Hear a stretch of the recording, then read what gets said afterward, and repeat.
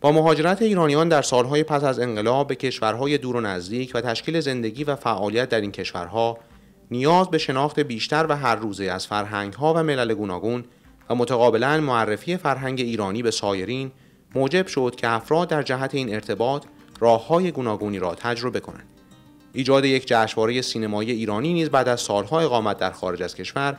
می توانست به عنوان یکی از راه‌های مناسب در جهت دستیابی بیشتر به این هدف مورد توجه قرار گیرد.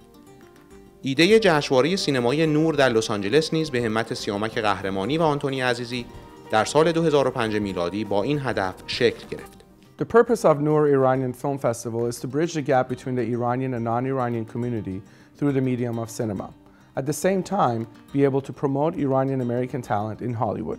این جشنواره اولین دوره خود را در سال 2007 میلادی در لس آنجلس و با حضور جمع عظیمی از مهمانان، دستاندرکاران ایرانی و غیر ایرانی اهل فرهنگ و هنر و خبرنگاران شبکه‌های مختلف تلویزیونی به عنوان اولین جشنواره سینمایی ایرانی در جنوب کالیفرنیا برگزار کرد. I think that our cinema has always been strong, you know, and when it comes to film festivals, Noor I think is probably at the leading edge of deal with this specific community. جشنواره نور که هر ساله فیلم‌های را که توسط عوامل ایرانی در سراسر دنیا تهیه و تولید می‌شوند و یا به مسائل اجتماعی و موضوعات مربوط به فرهنگ ایرانی می‌پردازند نمایش می‌دهد، امسال خود را برای برپایی هفتمین دوره خود آماده می‌کند. I think one of the best ways to be able to really open up a dialogue or conversation or to show someone about where you come from, what your heritage is, what your culture is, and what you're accustomed to is through the medium of cinema. حضور دستاندرکاران حرفه‌ای سینما و متخصصین ایرانی و غیر ایرانی به عنوان هیئت داوران از دوره اول اعتبار ویژه‌ای به این جشنواره نیز داده است. اهدای جایزه یک عمر فعالیت هنری که از سال سوم با اهدای جایزه به کارگردان و تهیه کننده ایرانی آمریکایی و پرسابقه تلویزیون رضا بدیعی آغاز شد، در سال چهارم با اهدای جایزه به باب یاری تهیه کننده مطرح سینمای هالیوود ادامه پیدا کرد. پس از درگذشت رضا بدیعی، این جایزه با احترام به فعالیت‌های این کارگردان به جایزه رضا بدیعی تغییر نام داد و در دوره ششم این جشنواره این جایزه توسط هاگ کاچ، رئیس انجمن تهیه کنندگان هالیوود و رئیس پیشین آکادمی علوم و هنرهای سینمایی آمریکا، به بازیگر نامآشنا و معتبر سینمای ایران و جهان شهره آغداشلو اهدا شد. We have a rich history in the Iranian cinema and we like to share it with the world and give also an opportunity to artists and filmmakers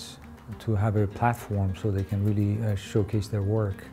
جشنواره سینمایی نور در طول سال و در کنار برگزاری جشنواره لس آنجلس که هر سال فیلم‌های بسیاری را نیز برای اولین بار در آمریکا به نمایش می‌گذارد، از سال دوم هر ساله تعدادی از فیلم‌ها را در ایالت‌ها و شهرهای مختلف دیگر آمریکا نیز به نمایش گذاشته، نشست‌های سینمایی با موضوعات مختلف برگزار کرده و نمایش فیلم‌های ایرانی در جشنواره‌های مختلف سینمایی را حمایت کرده است. یکی از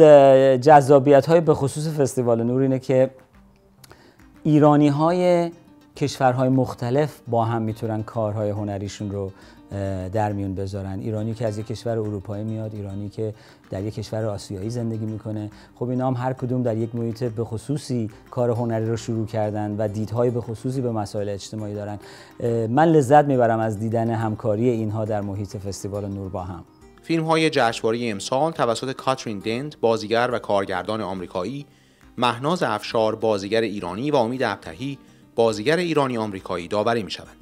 این جشنواره جایزه رضا بدیعی امسال خود را به شان توب، بازیگر ایرانی آمریکایی فیلم‌هایی چون تصادف، بادبادک‌باز و مرد آهنی اهدا می‌کند.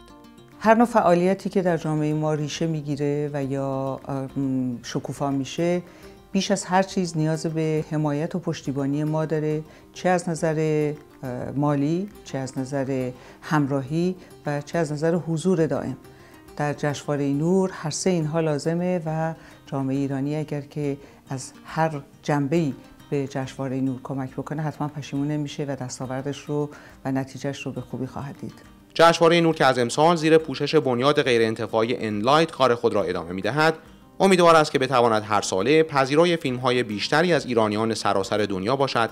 و از کمک‌ها و پشتیبانی علاقه‌مندان و دوستداران فرهنگ ایرانی در جهت هرچه پربارتر برگزار شدن این جشنواره برخوردار گردد. جشنواره نور امسال از 17 تا 22 ماه اکتبر در لس آنجلس برگزار می‌شود. برای اطلاعات بیشتر از فعالیت‌های این جشنواره آگاهی از برنامه‌های امسال آن می توانید به سایت رسمی جشنواره nurfilmfestival.com مراجعه کنید.